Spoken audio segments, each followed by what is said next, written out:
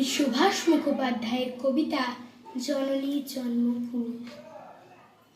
আমি ভীষণ ভালোবাসতাম আমার মাকে, কখনো মুখ ফুটে বলিনি। টিফিনের পয়সা বাঁচিয়ে কখনো কখনো কিনে আনতাম কমলা লেবু। শুয়ে শুয়ে মার চোখ জলে ভরে উঠত। আমার ভালোবাসার কথা মাকে কখনো আমি মুখ ফুটে বলতে পারিনি। হে দেশ, হে আমার জননী, কেমন করে তোমাকে আমি বলি? যে মাটিতে ভর দিয়ে আমি উঠে দাঁড়িয়েছি, আমার 2 হাতের 10 আঙ্গুলে তার স্মৃতি। আমি যা কিছু স্পর্শ করি সেখানেই হে জননী তুমি। আমার হৃদয় বীণা তোমারই হাতে বাজে।